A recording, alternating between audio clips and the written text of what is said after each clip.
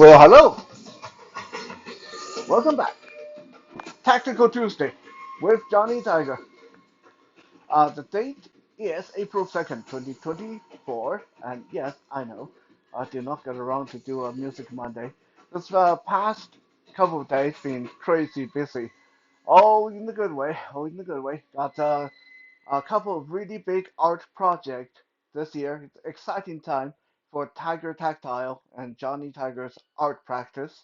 So if you haven't, please check out tigertactile.com.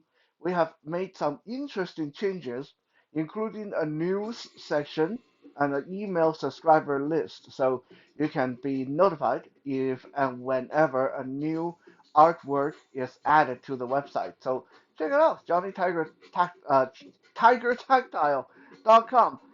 There's a lot of good stuff over there right now.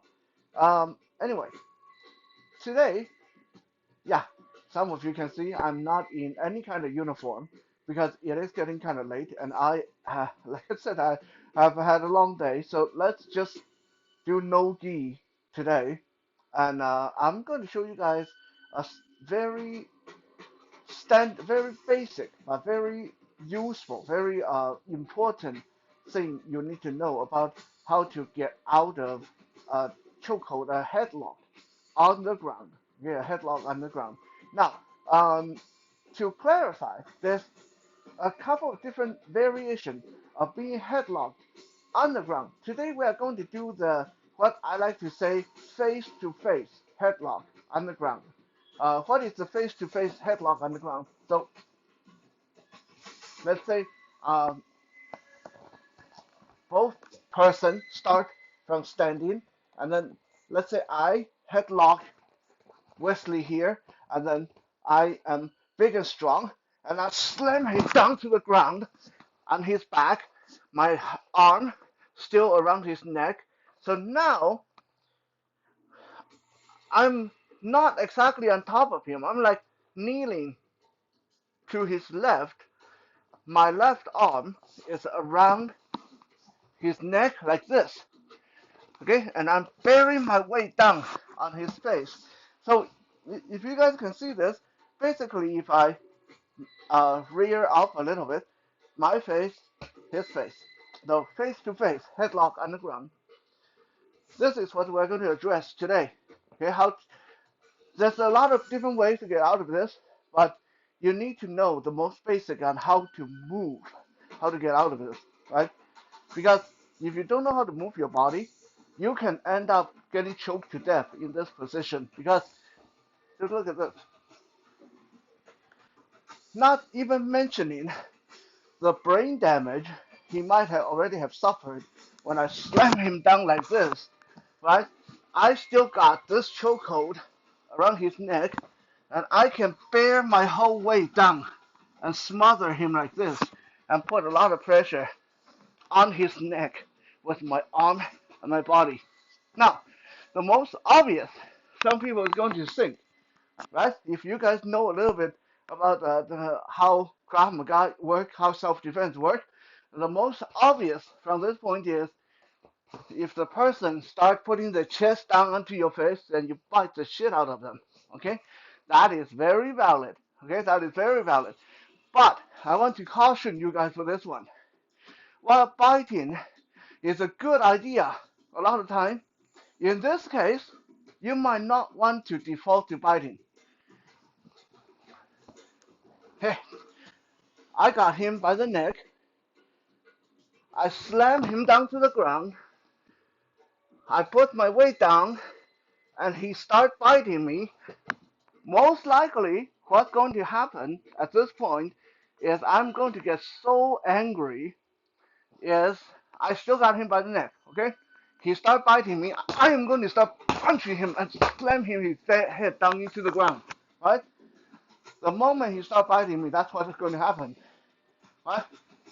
So you might get that first bite in, but you are going to get hurt really, really bad when that person gets really mad right on top of you like that, right?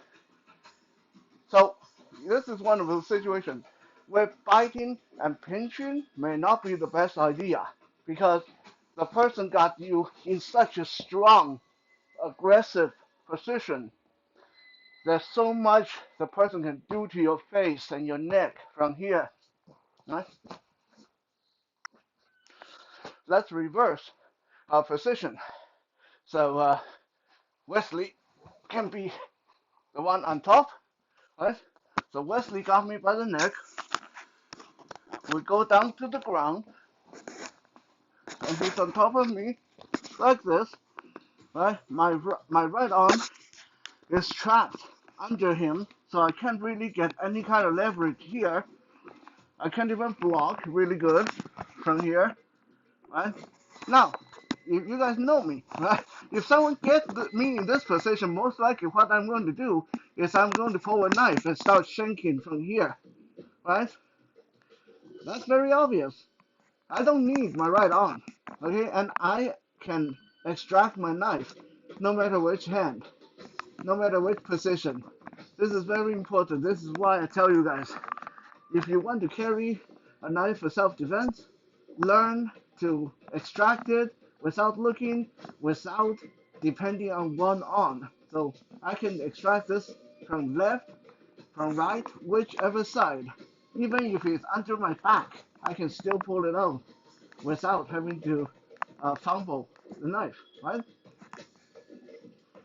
Even if I pull this knife out and it doesn't deploy, if I don't deploy it, that's still fine because the palm of the knife is a great tool. From this position, his head is right here, above me, right? His head is right above me. So if I pull my knife out, even without extracting the blade, I can jam the palm of my knife right into his ear. I can hit really hard from here, no problem. Now, some people say, well, wouldn't you have the same problem? He get mad and start hitting. Not quite the same, because if I hit him and he get up and try to start hitting, I have this in my hand. Okay, I have a hard knife handle in my hand. I'll jam this right into his eyes. I'll jam this right into his face. Okay?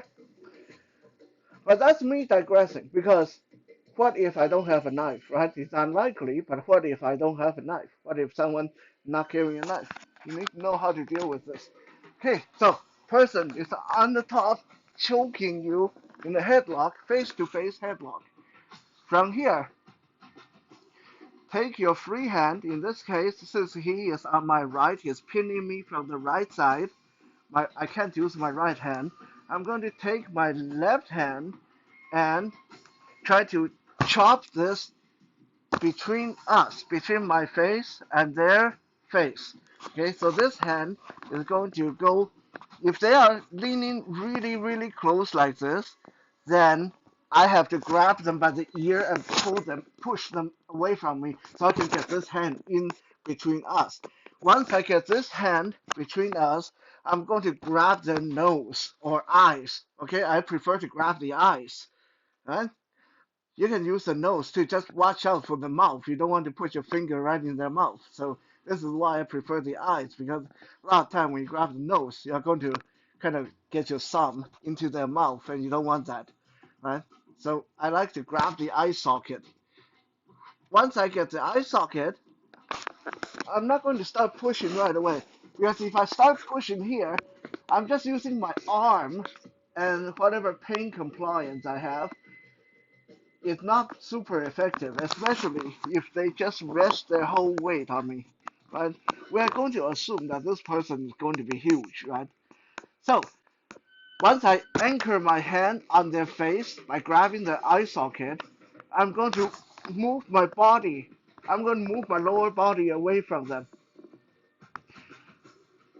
Once my lower body is at least 90 degrees to their body, so we start from my body parallel to their body. This is the beginning position. I'm going to shift until my body is 90 degree, at least 90 degree to theirs. And from here, I'm going to drag their eye socket down towards my groin. Okay? I know that sounds so weird, right? But this is the motion you're looking for. From here, drag it down towards my groin, and I'm going to sit up and slam them down. Now I am on top, and I still got the eye socket. I still got their face. From here, I am going to start slamming the head into the ground, right? Now, the most important part is, okay, I'm going to switch side so you guys can see from a different angle. The most important part is once they lock this in, once they got this headlock in, this headset is really pissing me off. It keep pulling off. Uh, Okay, so one they got this headlock in. They're face to face. They're on top of me. This now he's on my left. So I'm going to get my right hand in between us, between his face, my face. Grab the eye socket, and from here I'm going to shoot my lower body away from them. So see, now we're like 90 degrees to each other. From here, I'm going to pull his head toward my groin and sit up and slam his head right down into the ground like that. Right? Now, I'm going to quickly change the. I'm going to quickly change the camera angle so we can get a better view from a different angle. So one moment.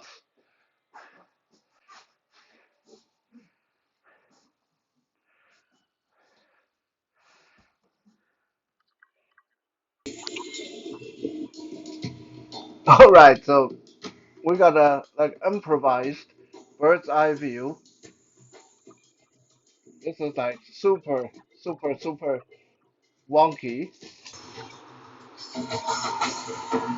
Yeah, like I said, this is like super wonky, but hopefully this will hold. Let's get this done. So back to um, the being choked, headlocked from the top position, face to face. So now you guys get a bird's eye view, so you guys should get a pretty clear view of what's going on, right? So I get slammed down like this with the attacker on top of me. He is to my left. He's choking me with his right arm.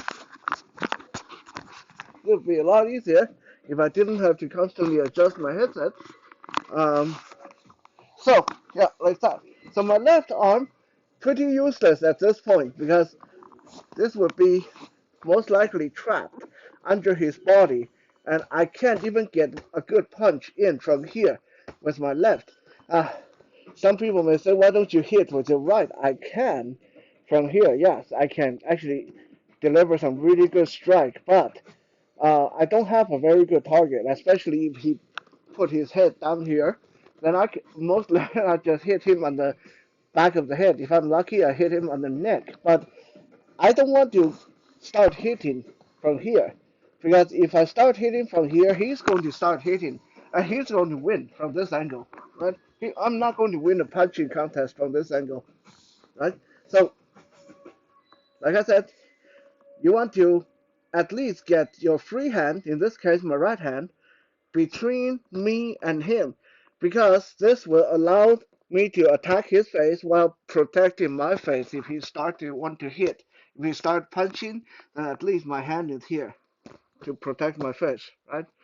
So from here, grab the eye socket, my lower body shrimp out away from him, so I'm 90 degrees or more from his body, and drag his head down toward my groin while doing a sit up. When I sit up, I'm going to slam his head down into the ground, and from here, put my knee on his face, check him for weapon. If everything's okay, then I back away safely. Okay, always withdraw from the head side. You do not want to withdraw from the leg side, because then you're going to get kicked by them. Right?